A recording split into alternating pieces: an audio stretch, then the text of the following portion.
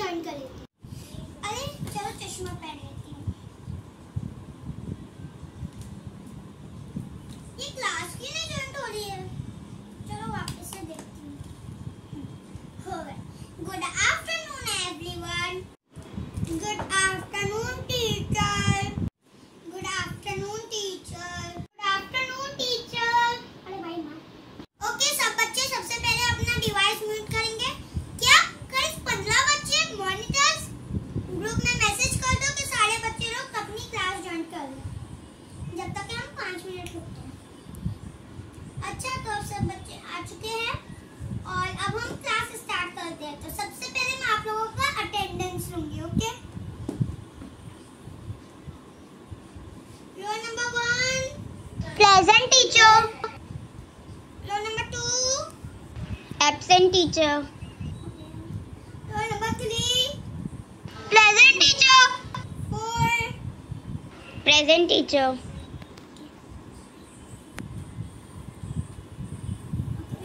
तो हमारी अटेंडेंस हो चुकी है और आज हम पढ़ेंगे मैथ्स। ओके तो मैं आपसे कुछ क्वेश्चन पूछूंगी, आपको उसका आंसर देना है। तो फर्स्ट क्वेश्चन 10 माइनस 4 इसका आंसर मुझे मिस मैं बोलूं? मिस कहना है? चिल्लाओ मत, मैं बता रही हूँ। अदिति आप मुझे इस क्वेश्चन का आंसर दो। और अदिति क्या कर रही थी? और मैं चिल्ला रही हूँ। स्टूडेंट्स आप लोगों को मेरी आवाज आ रही है? हेलो अदिति। और अदिति क्या कर रही है? ओह मेरा गेम खत्म हो गया। अरे मिस मुझे बुला रहे हैं? Yes miss. अरे चलो जल्दी से क्लास लिफ्ट कर लेती हूँ। ओह रियली क्या कर रहे हो आप लोग? आप लोग हमारा और अपने माँ बाप का विश्वास तोड़ रहे हो। आप लोग हमसे चीटिंग नहीं कर रहे बल्कि आप अपना भविष्य खराब कर रहे हो। आपके माँ बाप दिन रात मेहनत करके इतनी मुश्किल से फीस भरते हैं और आप लोग ये सिला दे रहे हो। हम टीचर्स को आपसे ये उम्मीद नहीं थी।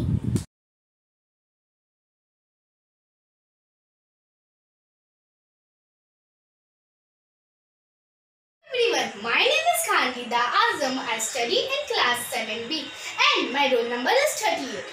Today, I am going to present a mono act on a freedom fighter named Chandrasekhar Tiwari, popularly known as Chandrasekhar Azad.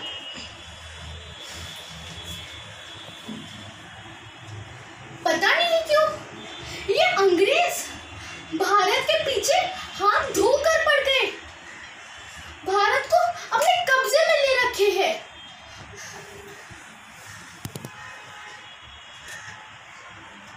अरे आपने मुझे नहीं पहचाना?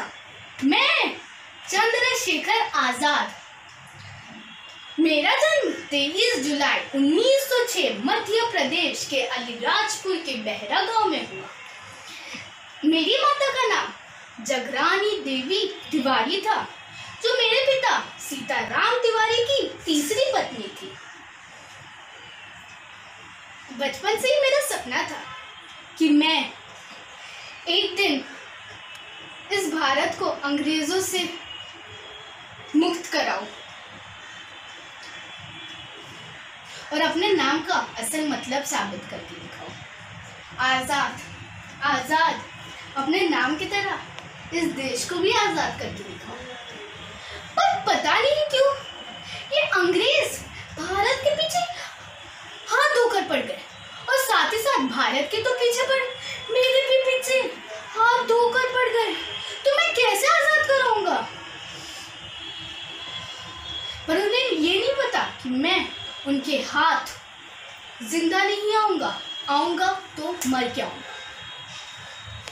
मैं चंद्रशेखर आजाद प्रतिज्ञा देता हूँ कि मैं इन अंग्रेजों के हाथ जिंदा नहीं आऊंगा तो मर के आऊंगा।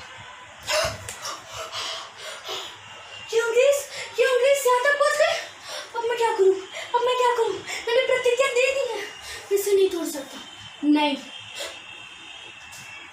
पर मेरे पास तो एक ही चारा बचा।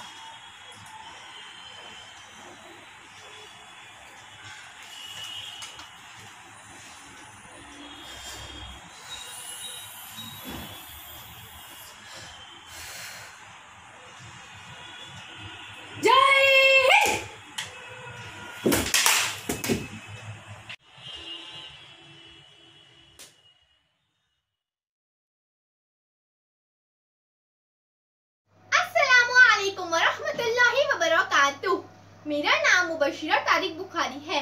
मेरे मोनो एक्ट का उन्वान है हर कदम रोशनी की तरफ। हेलो, जी हाँ, मैं डॉक्टर मुबशिरा बात कर रही हूँ सिटी हॉस्पिटल से। जी, एक minute. Sister Saroj, ICU bed number 3 खाली है क्या? कोविड पॉजिटिव पेशेंट आ रहा है। ओके, जी हाँ, खाली है, आप पेशेंट को भेज दीजिए। सिस्टर मरियम, चलिए हम वार्ड का मॉर्निंग ग्राउंड ले लेते हैं।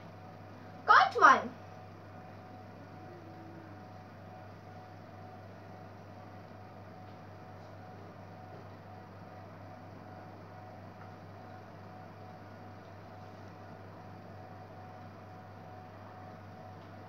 हाँ तो शर्मा जी, अब आपकी तबीयत कैसी है? पहले से बेहतर है ना? आपकी आज की कोविड रिपोर्ट भी नेगेटिव है और बाकी सारी रिपोर्ट्स नॉर्मल है। मैं आपका 1-2 दिन में डिस्चार्ज कर दूंगी। कौन 2? लता ताई, आपके पेट में कहीं दर्द है क्या? नहीं है। आपको वॉमिटिंग जैसा लगता है? नहीं लगता। सिस्टर मरियम, लता ताई के अपेंडिक्स के ऑपरेशन का आज कितनावा दिन है? 5वां दिन। ठीक है लता ताई, मैं आपका कल डिस्चार्ज कर दूंगी और आपके डिस्चार्ज कार्ड पर मैं आपकी सारी दवाइयाँ लिख दूंगी। सिस्टर मरियम आपको समझा देंगी कि उन दवाइयों को कब और कैसे लेना है और घर पर जो परहेज करना है वो भी आपको सिस्टर मरियम समझा देंगी।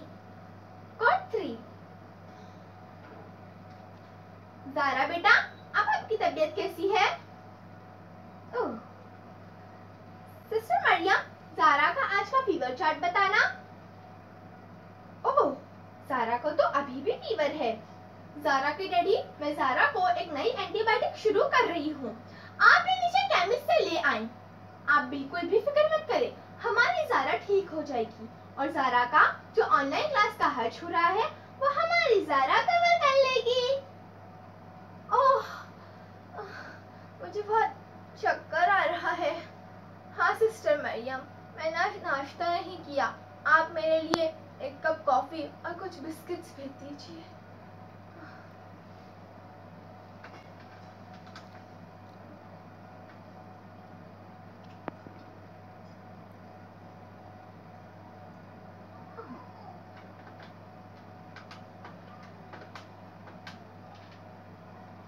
हेलो, हाँ doctor Sudhir, ICU bed number 3 पर नया पेशेंट आ रहा है, उसे कॉट पर ले लो। उसका बीपी, ऑक्सीजन सैचुरेशन और पल्स मॉनिटर करो, मैं अभी आ रही हूँ।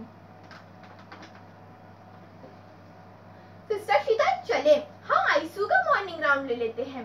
ये किट पहन लो क्योंकि आईसीयू पूरा कोविड पॉजिटिव पेशेंट से भरा हुआ है।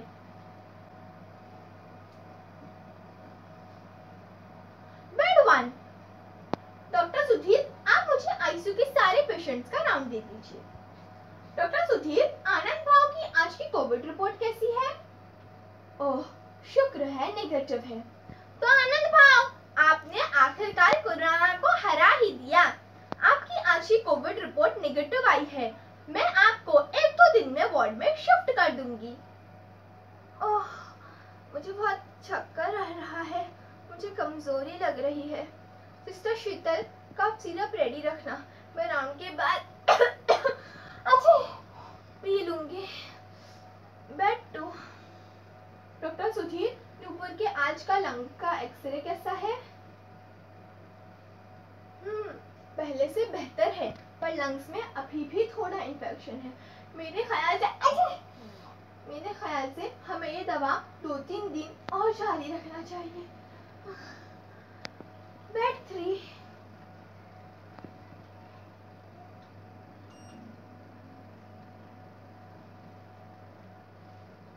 ओह, पेशेंट का ऑक्सीजन तो ड्रॉप डाउन हो रहा है। सिस्टर शीतल, ऑक्सीजन को 6 लीटर पर एडजस्ट करो। डॉक्टर सुधीर, मैं आपको दवाइयाँ लिख कर दे रही हूँ, वो दवाइयाँ फौरन पेशेंट्स को शुरू कर दो।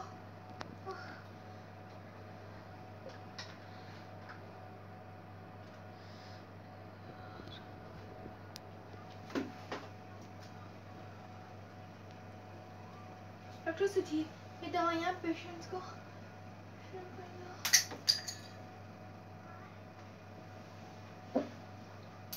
वो सोते नहीं ताकि किसी मरीज की आंखें बंद ना हो। वो कोई और नहीं, डॉक्टर ही है। इस महामारी के दौरान बिन घबराए लोगों का इलाज कर रहे हैं। दिन रात एक कर कर मरीज की देखभाल कर रहे हैं। अपनी जान की परवाह ना करते हुए बेझिझक मरीज को गले से लगा रहे हैं, इस उम्मीद के साथ कि मेरे जुनून का नतीजा जरूर निकलेगा, इसी सियाह समंदर से नूर निकलेगा। मैं हम सब की जानिब से तमाम डॉक्टर्स का दिल से शुक्रिया अदा करती हूँ और उन सब के लिए एक शेर कहना चाहती हूँ।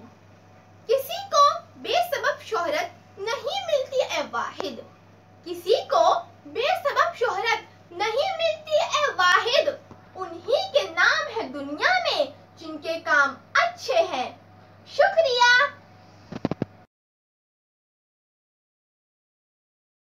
अभी तो इस बाज की असली उड़ान बाकी है, अभी तो इस परिंदे का इम्तिहान बाकी है। अभी अभी तो मैंने लांगा है समुंदरों को, अभी तो पूरा आसमान बाकी है। मैं अरुणिमा सिन्हा, एक इंडियन वॉलीबॉल प्लेयर। 11 अप्रैल हम लखनऊ से दिल्ली आ रहे थे। हमारा जॉब इंटरव्यू था। उस दौरान कुछ बदमाशों ने हमें चलती ट्रेन से बाहर फेंक दिया। एक सोने की चेन पहन रखी थी हमने, उसे छीनने की कोशिश कर रहे थे। कंपार्टमेंट के सभी लोगों ने अपनी चीजें दे दी, लेकिन हमने देने से मना कर दिया। इसीलिए हम लोगों ने हमें चलती ट्रेन से बाहर फेंक दिया। उस वक्त ऑपोजिट साइड से एक ट्रेन आ गई और हमारा एक पैर ट्रेन के नीचे आ गया और चमड़ी के बल लटक गया और दूसरे पैर की हड्डी टूट गई थी। उस समय भी हमारा ब्रेन सही से काम कर रहा था। हमने उठने की बहुत कोशिश की, मगर हम उठ नहीं पा रहे थे। हमें अंदाजा भी नहीं था कि हमारा पैर कट चुका है। दर्द तो बहुत हो रहा था, मगर जब हम उठने की कोशिश किए और थाई उठाकर देखा तो हमारा पैर लटक रहा था। ब्लड फोर्सफुली निकल रहा था। कई ट्रेनें गुजरती गई, करीब 49 ट्रेनें अप डाउन हुई। पूरी रात हम दर्द में तड़पते रहे। सुबह पास के गांव वालों ने हमें हॉस्पिटल पहुंचाया। जब हम हॉस्पिटल पहुंचे तो हमें देने के लिए ऑक्सीजन और एनेस्थीसिया नहीं था। फिर भी हम हिम्मत नहीं हारे। हमने डॉक्टर से कहा, रात भर हमने कटे पैर का दर्द सहा है, आप ऑपरेट करें, हम बर्दाश्त कर लेंगे। और हमारा ऑपरेशन सक्सेसफुल हो गया, जिसमें हमारा एक पैर काट दिया गया। लोग अलग अलग बातें कर रहे थे हमारी हालत देखकर। तभी हमने हॉस्पिटल के बेड पे ही प्लान कर लिया कि हमें लाइफ का सबसे टफ गेम करना है। तब हमने माउंटेनिंग चुना। जब हमने अपना प्लान लोगों से शेयर किया तो लोगों ने मुझे पागल बोला।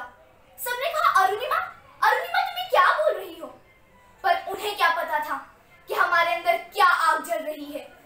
सिर्फ हमारे बड़े भैया ने हमारी बात का विश्वास किया और कहा कि अगर ये तुम्हारी जिद है और जुनून है तुम्हारा तो तुम ये कर सकती हो, हम तुम्हारे साथ हैं।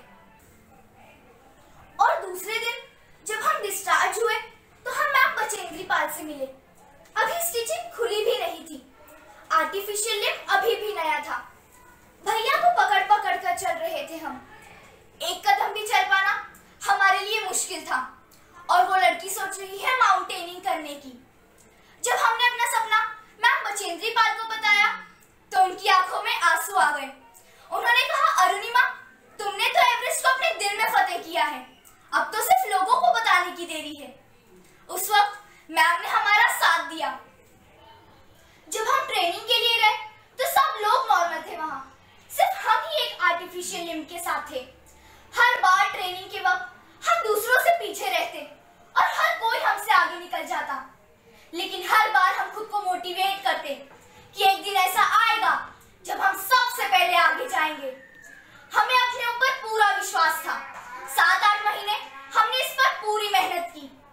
कई बार ऐसा होता कि ट्रेनिंग के दौरान हमारे पैरों से ब्लड निकलने लगता, फिर भी हम हिम्मत नहीं हारे, ये सोचकर कि जिसका सपना एवरेस्ट छूना है वो इस घाव से कैसे रुक सकती है। मुट्ठी में कुछ सपने लेकर भरकर जेबों में आशाएं, दिल में है अरमान यही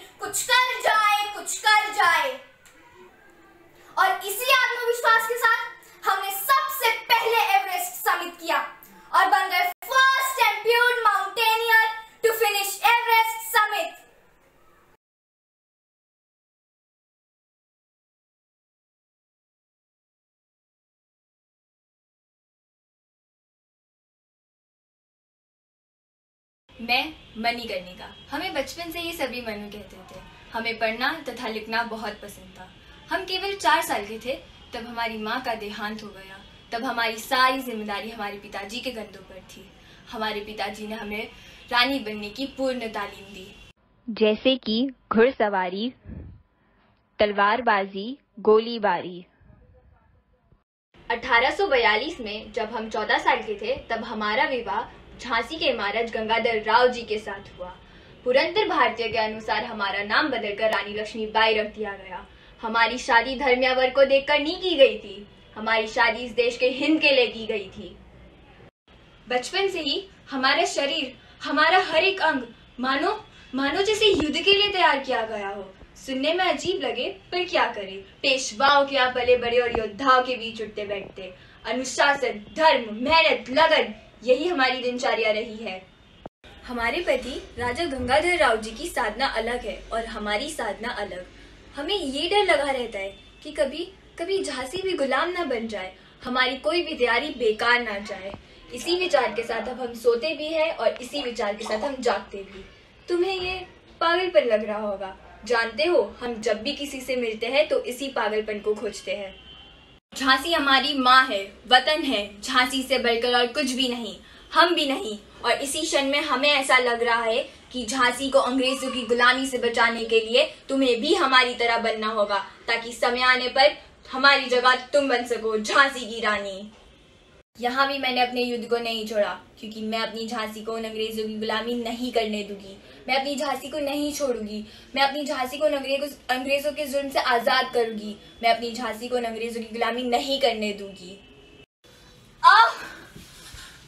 तुम सब अपनी जंग जारी रखो। हमें झांसी को हासिल करना है।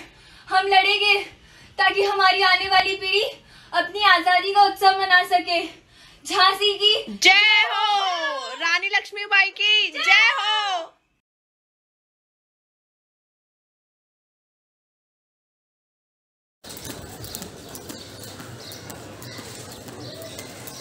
Why do I want Olympic medal? People ask me because it's the only thing I have worked in my life and I continue to do so every day. 22 June Pioli गांव में मेरा जन्म हुआ। अरे बेटी हुई है। हाँ, लेकिन बहुत काली है। हाँ, सांवली भी बहुत है। पेतल और लक्ष्मी की बेटी है। हम ये सब चीजों को नहीं मानते, लेकिन इतना जरूर जानते हैं कि ये लक्ष्मी की दी हुई एक खूबसूरत बेटी है। सुना आपने? मैं पेतल और लक्ष्मी की एक खूबसूरत बेटी हूँ। पीपल कांटी ठेकारम भी उषा। आप लोग मुझे पीटी उषा भी बुला सकते हैं। वैसे मुझे गोल्डन गर्ल, पियोली एक्सप्रेस, इन सब नामों से भी जाना जाता है। जिंदगी में मैंने एक फैसला कर लिया था, कभी अपनी कमी को अपनी कमजोरी नहीं बल्कि अपनी पहचान बनाऊंगी। 4th क्लास में थी और पीटी के लेक्चर चल रहा था। Sir coming. रेसिंग कंपटीशन में पार्ट लोगी? सर मैं? हाँ तुम ही। क्यों नहीं लोगी? सर लूंगी, लेकिन ठीक है बस 7th स्टैंडर्ड की डिस्ट्रिक्ट कंपटीशन की रेसर के साथ तुम्हारा कंपटीशन है at 7 o'clock परसों। I want you to be at ground sharp 7 o'clock. Okay sir. 7th class की डिस्ट्रिक्ट रेसर से मैं कैसे जीत पाऊंगी? क्या मैंने ये सही फैसला लिया है? 7th क्लास की डिस्ट्रिक्ट रेसर से मेरी जीत हुई। कहते हैं ना, कोशिश करने वालों की कभी हार नहीं होती। और फिर कन्नौर में मेरा सिलेक्शन हुआ और मैं उन 40 महिलाओं में से एक थी। लोग तो बहुत कुछ कहने लगे, लड़की है, घर में चूल्हा चौके तो ही बेहतर है। पहले से इतनी आजादी नहीं दी होती तो इतना नाम रोशन नहीं करती। लेकिन मेरे पिताजी ने मेरा साथ कभी नहीं छोड़ा और उन्होंने कहा, मेरी बेटी है, जो चाहे वो कर सकती है। आसमान खुला है और वो अपने पंखों के साथ जितना उड़ना चाहे उतना उड़ सकती है। जिंदगी संघर्ष का मैदान है। एक संघर्ष के बाद नई संघर्ष दरवाजा खोलकर खड़ी ही रहती है। बेटा उषा, इतना दर्द है, मत जा कल। माँ, मैं लोगों को बोलने का मौका नहीं देना चाहती, वरना वो लोग तो यही सोचेंगे कि माँ बाप ने मना कर दिया तो पैर का बहाना बनाए लेटी है। 7th क्लास में मैंने एक चैप्टर पढ़ा था, ओलंपिक्स। कभी सोचा नहीं था कि उसमें मैं पार्ट ले पाऊंगी और उसे जीतना मेरा अधूरा ख्वाब रह जाए। बादल बहुत घने होते हैं, बस थोड़ा इंतजार चाहिए। वक्त के साथ और हवा के साथ ये अपना रुख मोड़ ही लेते हैं। 400 मीटर्स हर्डल रेस में मैं हार गई। बस 0.1 सेकेंड से मेरा सपना ओलंपिक मेडल जीतने का मेरे से दूर हो गया। लेकिन आज भी एथलीट ग्राउंड में उषा जैसा कोई नहीं। खोल दे पंख, कहता है परिंदा, अभी तो और उड़ान बाकी है। जमीन नहीं मंजिल मेरी, अभी तो पूरा आसमान बाकी है। I won 4 gold and 7 silver medals at Asian Championship and 14 gold, 7 silver and 3 bronze medal at Asian Games. हुनर को अपने अंदर सीमित नहीं बल्कि लोगों तक पहुंचाना चाहिए ताकि तुम जैसा या तुमसे कोई बेहतर बन सके। आज मैं उषा एथलीट स्कूल केरला बेलूसरी में अपनी जैसी कई उषाओं को ट्रेन करी हूँ। India, be ready and remember, you don't need any fairness cream to achieve your goal. आप चिंता मत करिए, सब ठीक हो जाएगा। हाँ, आप चिंता मत करिए, सब ठीक ही तो था। 1-1.5 साल पहले मार्च के महीने की बात है, मैं अपने डॉक्टर दोस्तों के साथ पिकनिक गया था। पता था दुनिया में कोविड-19 फैल रहा है, लेकिन हमारे देश में इस कदर फैल जाएगा, इसकी किसी ने कल्पना भी नहीं की थी। जैसे हर पिकनिक में होता है, इस पिकनिक में भी हम अंताक्षरी खेल रहे थे और डॉक्टर रंजीव का वो गाना, जिंदगी एक सफर है सुहाना, यहाँ कल क्या हो, किसने जाना। और किसने जाना था कि डॉक्टर रंजीव की वह पिकनिक आखिरी पिकनिक होगी। कोविड-19 ने जान ले ली। No hypertension, no diabetes, corona ward में देर रात ड्यूटी करते हुए, पीठ पर पसीने से लथपथ, शायद 3 दिन से सही से सो नहीं पाए थे। कहा जाता है भगवान का दूसरा रूप डॉक्टर होते हैं, लेकिन क्या आपने किसी भक्त को भगवान को मारते हुए देखा है?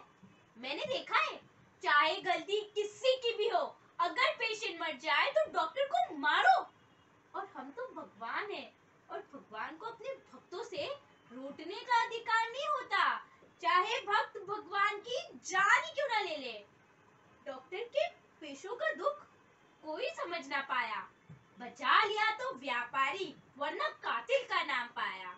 मुझसे कई लोग पूछते, आपको डर नहीं लगता? ना, मार खाने वाली बात से नहीं, उसकी तो किसी को परवाह ही नहीं है। रोज डॉक्टरों पर हमले होते हैं, रोज बात आड़ी कई हो जाती है। मुझसे कई लोग यह भी पूछते, आपको कोरोना वार्ड में जाने से डर नहीं लगता? अब आप ही बताइए, मैं क्या जवाब दूं? सच कहूं या झूठ? लेकिन सच ये है कि डॉक्टर भी एक इंसान है, जिसे वक्त वक्त में कभी भगवान तो कभी हैवान बना दिया जाता है। मैं भी एक इंसान हूँ, आप ही की तरह हूँ, और मुझे भी डर लगता है, लेकिन मेरे डर से बड़ा मेरा कर्तव्य है। को पता है इस वैश्विक महामारी में मैंने क्या सहा है? मैंने अपनी माँ को खो दिया। आपको पता है कैसे? उस दिन जब माँ को अपनी तबीयत ठीक महसूस नहीं हो रही थी, उन्होंने मुझे संपर्क करने की कोशिश की थी, लेकिन मैं अपने कर्तव्य में इतना व्यस्त था कि समय पर संदेश नहीं मिल पाया।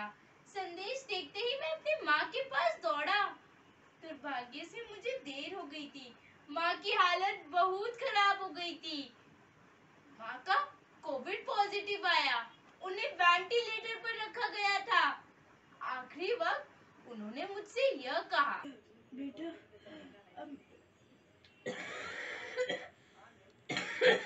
अब मेरे जाने का समय आ गया है।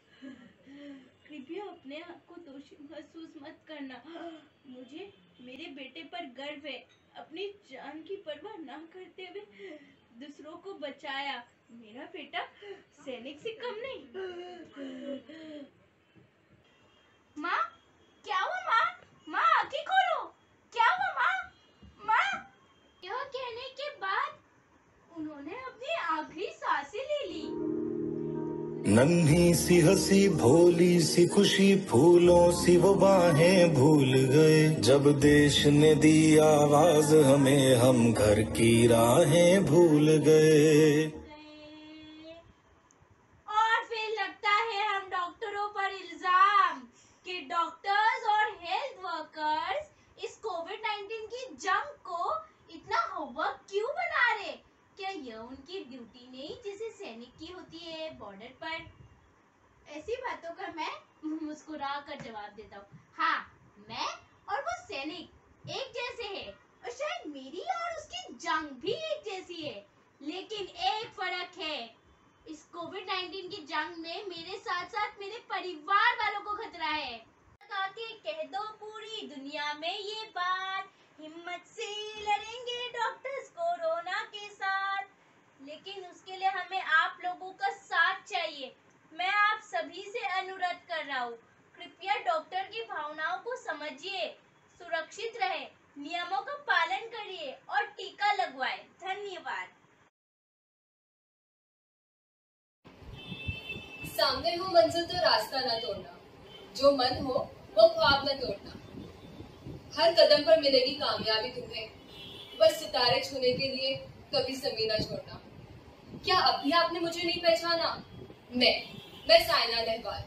आपने मेरे बारे में बहुत सुना होगा कि मैंने कितने गोल्ड मेडल जीते हैं, मैं कितने इंटरनेशनल टूर्नामेंट्स में क्वालिफाई हुई हूँ, यहाँ तक कि ओलंपिक्स में क्वालिफाई हुई हूँ। लेकिन क्या आप जानते हैं कि इन सब के पीछे कितनी मेहनत है? क्या आप मेरी कहानी जानना चाहते हैं?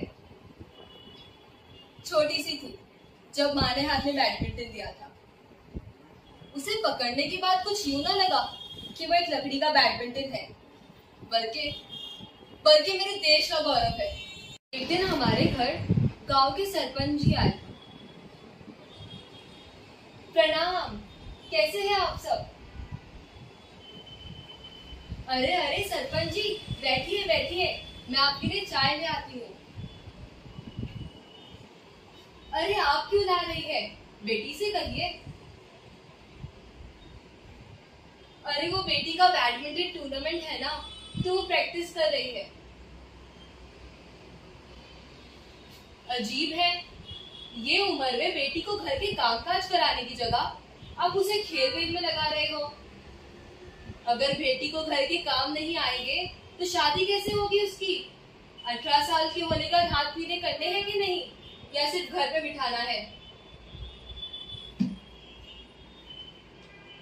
अगर हमारे देश की लड़कियां सिर्फ घर के कामकाज करने के लिए होती तो आज भी तरक्की पे नहीं होती। मैं मेरी बेटी को इतना काबिल बनाऊंगी कि लड़के उसे देखने नहीं, वो लड़कों को देखने जाएगी।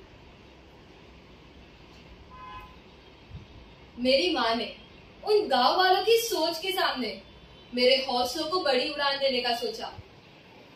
वो हर एक से लड़ती रही ताकि मैं अपने सपने पूरे कर सकूं। फिर आती है मेरी जिंदगी की सबसे मुश्किल घड़ी, नेशनल चैंपियनशिप, जहां मेरा मुकाबला उत्तर प्रदेश की 3 टाइम नेशनल चैंपियन से होता है। उस वक्त मेरे मन में एक अलग ही अड़चन होती है कि मैं ये मैच जीत पाऊंगी या नहीं। क्या मैं एक इतिहास रच पाऊंगी या खुद एक इतिहास बन के रह जाऊंगी?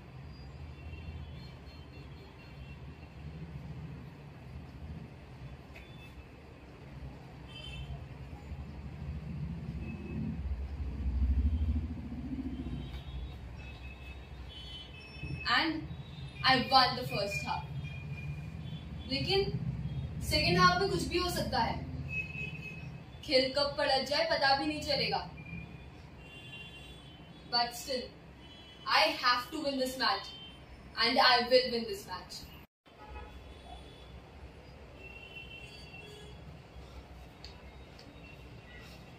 Come on, Shaina.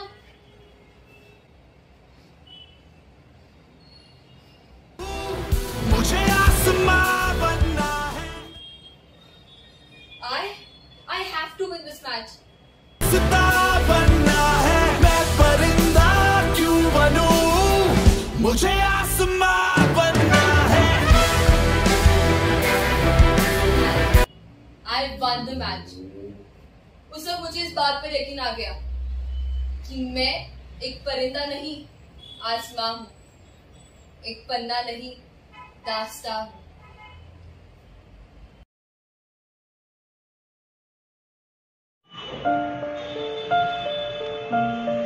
उसको देखने की आदत सी हो गई है. अब उसकी ची चीचे की आवाज कानों को तकलीफ नहीं देती, बल्कि उसकी आवाज ना सुनो तो बेचैनी महसूस होती है. आप भी सोच रहे होंगे मैं किसकी बात कर रही हूँ. मेरी पड़ोसी और मेरी सहेली आयशा. हम दोनों हमेशा साथ रहते, साथ खेलते. उसके और मेरे घर के बीच बस एक ही दीवार थी. हम दोनों की गैलरी विंडो जो एक दूसरे से लगी भी थी और हम दोनों के मीटिंग पॉइंट का हिस्सा भी. हम दोनों अक्सर घंटों गैलरी विंडो में बैठा करते, बात करते. बस जो मुझे चीज पसंद थी वो उसके लव बर्ड की जोड़ी, जिसका पिंजरा उसकी गैलरी में था. वो अक्सर उसकी परिंदों की चीं चीं की आवाज मेरे कानों में जहर घुलती. अक्सर आपस में लड़ते रहते. मुझे और आयशा को उनसे बात भी नहीं करने देते. मैं अपनी गैलरी से उनके पिंजरे पर हाथ मारने की और उनको चुप करने की बेकार कोशिश करती. पर आयशा को उनसे बहुत उनसियत थी. मुझे हमेशा कहती, बेजुबान है रिफा वो, उनसे मोहब्बत करो. हम कंपाउंड में उन दिनों जा नहीं सकते थे. अम्मी अब्बा ने कोरोना के चलते घर से निकलने मना जो कर रखा था. इसलिए वो गैलरी विंडो हम दोनों के लिए लॉकडाउन में जीने का सबसे बड़ा सहारा थी. उस दिन मैं गैलरी में गई. बहुत देर तक बैठी रही. आयशा नहीं आई. मैंने अम्मी से पूछा, तब पता चला आयशा, उसकी अम्मी और अब्बा तीनों को कोरोना हो गया है और वो हॉस्पिटल में एडमिट है. बीएमसी वालों ने उनका घर भी सील कर दिया है. मैं खामोश उदास गैलरी में बैठी थी. मेरी उदास खामोशी को छीनती उन लव बर्ड्स की ची ची की आवाज मेरे कानों में आई. मुझे बहुत गुस्सा आया और मैंने अपनी गैलरी से उनके पिंजरे पर हाथ मारा. वो और जोर से चिल्लाने लगे. मुझे बहुत गुस्सा आया और मैं अपने कमरे में चली गई.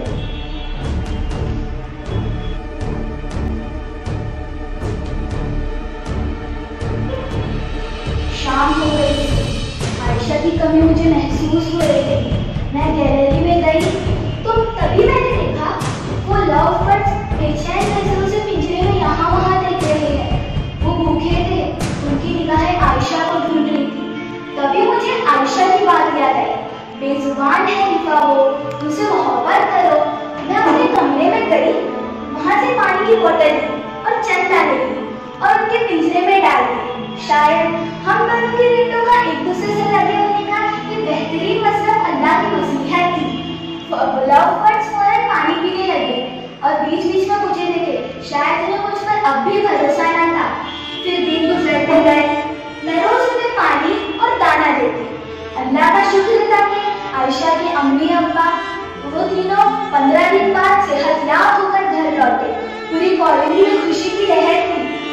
क्योंकि आयशा के घर के साथ साथ बीएमसी वालों ने पूरे कॉलोनी को जो सील कर रखा था. आयशा घर में दाखिल होते ही दौड़ते हुए गैलरी में आई. उसने गैलरी में रखे दाने और पानी को देखकर वो चौंकी. उसने फिर गैलरी से मुझे देखा और फिर लव बर्ड्स को. उसके चेहरे पर उसकी जिंदगी और लव बर्ड्स की सलामती दोनों की खुशी झलक रही थी और मेरे चेहरे पर इत्मीनान. अब हम रोज गैलरी में बैठते हैं. मैं, आयशा और लव बर्ड्स, जिनसे हुई मेरी लॉकडाउन दोस्ती. पर अब भी कभी-कभी मैं आयशा को सताने के लिए पिंजरे पर हाथ मारने की गुस्ताखी कर ही देती हूँ.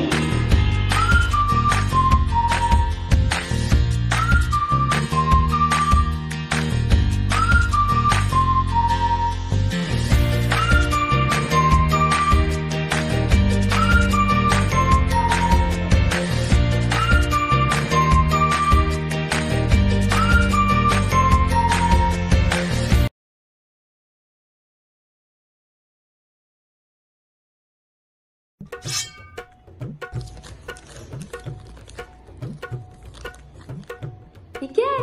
ये क्या है? बिल वो तो दिख रहा है, लेकिन इतनी महंगी शॉपिंग 15,000 की शॉपिंग कर आई है ये। पापा कहाँ महंगी है? 1100 की जींस पैंट महंगी नहीं, हमारे सामान तो 20 रुपए में पैंट मिलती थी और कभी कभार नहीं रहती तो भाई लोग से ले लेते थे। बताओ 1100 की जींस पैंट, इतने में तो 30-40 रुमाल आ गए होते। उन 40 रुमालों की सिलाई भी कर देना, फिर भी एक पैंट नहीं बनने वाली। 2000 की शर्ट पापा डीजल की है, ये शर्ट तो वापस करा दे वरना सचमुच में इसमें डीजल छिड़क के आग लगा दूंगी। ऐसे कैसे वापस कर दूं? और ये पेमेंट किस कार्ड से करी है? आपके कार्ड से। तुम बच्चों माँ बाप को बहुत बेवकूफ बनाते हो। ये मुझसे ये बोल के गई थी कि जरा से शॉपिंग करनी है। नहीं, मैंने बोली थी ज़ारा से शॉपिंग करनी है। ये क्या नवाबी शौक है? कपड़ों का ब्रांड है, वहीं से तो जूते लिए। 3500 का जूता मेरे वाले फट चुके हैं, उसमें से अंगूठा दिख रहा है, रोज मोची आता है नीचे। एक बार मुझे बोल देती कि तुझे 12-12 बजे उठने की आदत है, अगर सफलता चाहिए तो सुबह 6 बजे उठना सीखो। हाँ भाई, और का लूट मचाइए। 700 रुपए का हेयर कट। मैं तो सिर्फ आईब्रोज कराने गई थी, लेकिन उसने बोला बाल भी कटवा लो, तो मैंने सोचा ठीक है। 700 रुपए। मेरी माँ तो हफ्ते से बोल रही है बाल कटा ले, लेकिन नहीं सुनी, और तू एक नाइकी सुन ले। बालों में तो कुछ फर्क दिख रहा नहीं है, पर ट्रिम करा, थोड़ी स्टाइलिंग भी है बालों में। किस बात की स्टाइलिंग? सिर्फ फोटो निकालने के लिए, काम करना तो आता है नहीं कुछ। गलत क्या किया, सिर्फ बाल तो कटाए। इतने में 20-30 रुमाल आ गए होते। इनको जुकाम तो नहीं ना, कब से रुमाल रुमाल रुमाल। आपने तैमूर को देखा, इतना सा है लेकिन टिप टॉप रहता है। उसका बाप पटौकी खानदान से और तेरा बाप कटौकी खानदान से। चलो अच्छा है, कुछ तो सस्ता लिया। क्या लिया है 100 रुपए का? Parking, underground parking. अरे क्या 3-4 बॉडीगार्ड लिए थे क्या स्कूटी की देखभाल करने के लिए? 100 रुपए अंडरग्राउंड पार्किंग। अरे क्या पाताल में खड़ी करी थी स्कूटी? This is enough. ये सारी चीजें वापस कर करा।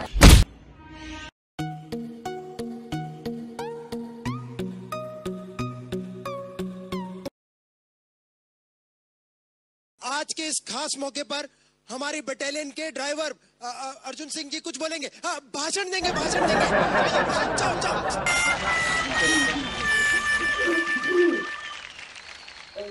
मुझे पता नहीं मैं आप सबसे क्या बात करूं। मैं ठहरा एक मामूली सा फौज का ड्राइवर। साहब ने कहा है बोलने को तो आ गया हूँ। कुछ सोचा नहीं है, जो मन में आएगा वो बोल दूंगा। हमारी सेना, हाँ हमारी सेना पे तो हर किसी को गर्व है, मुझे भी बहुत गर्व है। हमारे फौजी भाई जी जान लगा के लड़ते हैं, चाहे वो भारत माँ के लिए हो या फिर माँ के भेजे हुए लड्डुओं के लिए। हमारे फौजी भाई बहुत बहादुर है। पर मैं थोड़ा डरता हूँ, क्योंकि यहाँ एक जंग खत्म नहीं होती तो दूसरी की तैयारी शुरू हो जाती है। एक दिन सोच रहा था कि भाई ये सरहद की रक्षा क्यों करनी पड़ती है? शायद सरहदें है इसलिए, पर समझ नहीं आता ये सरहदें बनाई क्यों गई है। जितना समझता हूँ उतना ही कहता हूँ। प्यार, प्यार तो बड़ी आसान सी चीज है, हर किसी को प्यार समझना आ जाता है। मैं तो कहता हूँ हम किसी दिन बंदूक में गुलाल भर देते हैं, थोड़े रंग हमारे यहाँ आ जाएंगे, थोड़े रंग उनके यहाँ चले जाएंगे, सरहद पर गोली की जगह होली हो जाएगी, सबको मजा आएगा, है ना, है ना, है ना, है ना। पर ऐसा नहीं कर सकते हैं ना हम। लड़ाई जो करनी है, मैं लड़ाई के खिलाफ नहीं हूँ, पर तेरा देश मेरा देश कहकर आपस में लड़ने के बजाय हम सभी देश एक साथ मिलकर क्यों नहीं लड़ते? इतनी सारी बुराई है दुनिया में लड़ने के लिए, वो नहीं सोचते हैं हम, पर सीधा टैंक लेके निकल जाते हैं सीमा पार। अरे हम दुनिया को बमों से तोड़ने की जगह प्यार से जोड़ते क्यों नहीं? जंग जीत लेने से किसी का पेट नहीं भर जाता, आंधी तूफान थम नहीं जाती, बाढ़ फिर भी आती है, सूखा फिर भी पड़ता है। अरे हम इंसान हैं, हथियार नहीं। हमें जीने के लिए बारूद नहीं, प्यार चाहिए, इंसानियत चाहिए।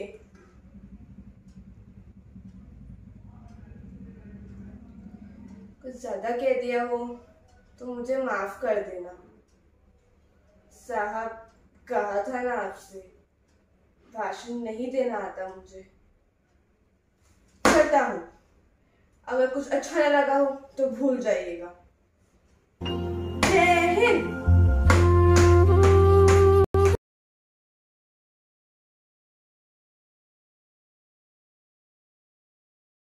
वाहिगुरु जी की कसम, अगर इस साल फसल को मुंह भी लगाया, वो जमीन हमारी, वो खेत हमारा, वो मिट्टी हमारी।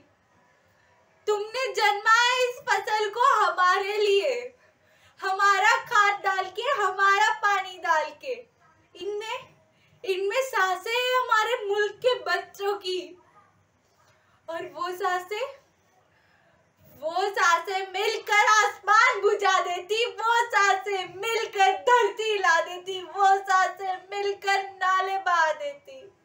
अगर उन सांसों को एक मौका मिला होता जिंदा रहने का। आज बैसाखी की शाम मेरे साथ हिंदुस्तान की लाखों करोड़ों बहनें अपने आंखों बेसुर्खी पोते वाहिगुरु जी की नगरी अमृतसर की ओर निगाहें ताक के बैठी हूँ, जहाँ कटी थी हमारी फसल, जब उजड़े थे हमारे खेत, जहाँ वीरान हुई थी हमारी बैसाखी। उस चलिया के गांव में जिसकी मिट्टी हमारे मुल्क के खून से रेसा-रेस कर दी गई।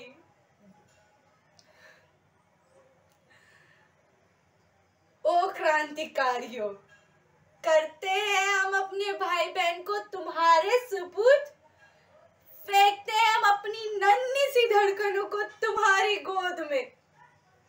ले जाओ हमें अपने साथ और बतला दो उन दूर बैठे सौदागरों को कि आज के बाद पंजाब की हर बैसाखी का मिजाज कुछ और होगा।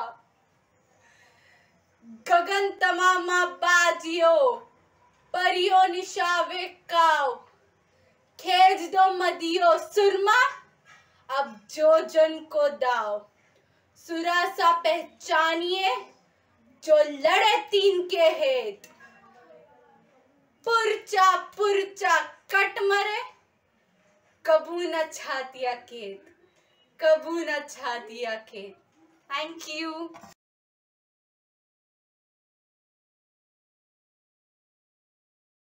लाडो। हाँ माँ, आज भी तेरी फ्लाइट है क्या? हाँ माँ, आज तो हेड पर्सन हूँ मैं पानाम की फ्लाइट में। अच्छा सुन, छड़ देना ये उड़ने के सपने। तेरी मॉडलिंग इतनी अच्छी खासी तो चल रही है। माँ, I love my job। तेनू पता है, तेरा प्लेन टेक ऑफ होंदे ही ब्लड प्रेशर हाई हो जाना है मेरा। लैंड होने बाद ही उसने भी नीचे उतरना है। माँ, मैं कौन हूँ? शायद आप भी सोच रहे होंगे। मैं नीजा भनो, माँ की उलझी सुलझी लाडो, जो अपनी ख्वाबों की उड़ान उड़ना चाहती है। पर लड़की हो ना, तो माँ घबरा जाती है, आसमान की लकीरों से डरती है वो। पर मैंने उससे कह दिया है कि मैं उसकी गिद्ध हूँ जो आसमान के परे उड़ना चाहती है। अरे मेरी फ्लाइट का टाइम हो रहा है। माँ बस एक चम्मच। हाँ माँ, बस एक चम्मच। अच्छा ले, एक चम्मच तो खा, मुँह खोल। हाँ एक ही चम्मच, एक चम्मच। बस एक चम्मच। इतने नखरे हैं ना इस लड़की के। लाडो, तेरी अंगूठी कहाँ है? माँ, वो गुम गई। मैंने बहुत ढूंढी पर नहीं मिली। एक छोटी सी रिंग नहीं संभाल सकती? तेरी सेफ्टी के लिए खास मैंने पंडित जी से बनाई थी। अरे मेरी प्यारी माँ, अगर ये होता तो वो नहीं होता, अगर वो होता तो ये नहीं होता। होता तो वही है जो होना होता है, समझी? अच्छा वो लाके देना ना। माँ ना आज भी बिलीव करती है कि अगर लाडो की रिंग गुम गई तो लाडो खतरे में हो जाएगी। पर क्या करें, माँ तो माँ होती है, कोशिश करती है कि किसी भी तरह मुझे अपने पास रखे, दूर ना भेजे।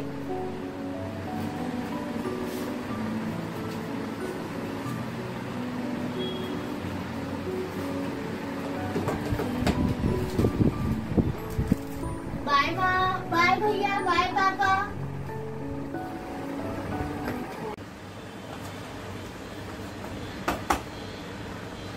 Hello captains, I'm Neeja Bhanot. I'm your head person today. Do let me know if you need something. Thank you. Welcome aboard Pan Am 73 to New York via Karachi. Have a safe and enjoyable flight. Good morning, ladies and gentlemen. We'll be arriving at Karachi International Airport shortly. Please make sure your tray tables and seats are positioned. Also, make sure your seat belts are fastened. Thank you.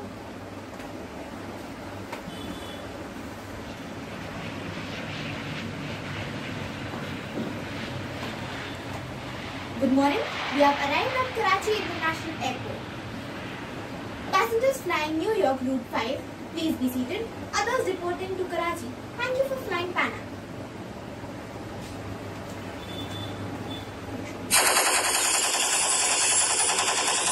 दरवाजा बंद करो. Close the door. जल्दी दरवाजा बंद करो.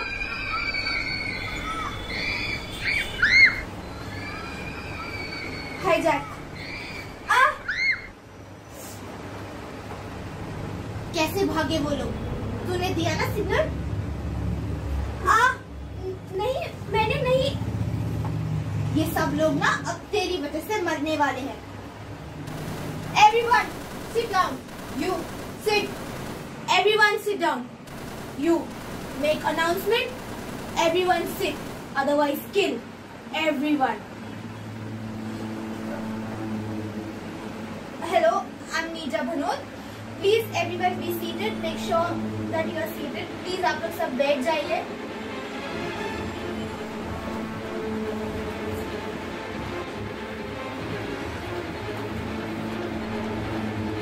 I'm your head person Neeja Bhanot. हमें आपके passports चाहिए. We need your passports. Cabin crew आकर आपसे आपके पासपोर्ट लेंगे. No American passports. No American. Sir, your passport.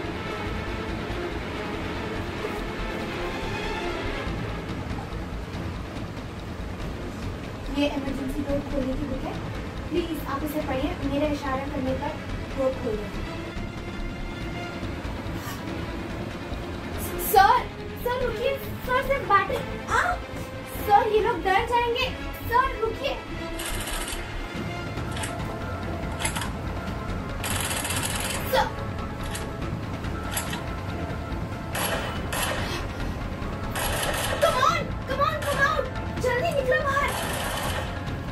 चलो जल्दी. कम ऑन निकलो बाहर. नीजा चल तुम निकल यहाँ से. हाँ तुम लोग जाओ मैं आ रही हूँ. I saved 359 passengers. पर जब मैं जंप करने जा रही थी तभी मुझे कुछ बच्चों की आवाज आई.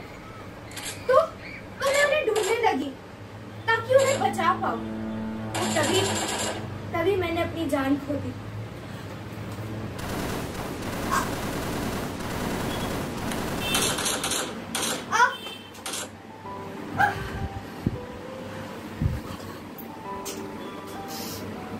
जाओ बाहर जाओ.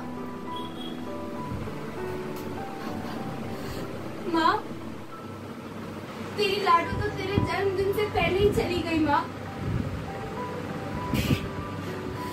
पर तुझे और पूरी दुनिया को यकीन दिला दिया कि तेरी लाडो गिद्ध है जो आसमान के परे उड़ रही है. बाबू मोशाय जिंदगी बड़ी होनी चाहिए, लंबी नहीं. माँ मैंने तुझसे कहा था ना. मैंने तुझसे कहा था ना कि some people sky is their limit. To those with aviation, sky is their home. Pushpa, I hate tears.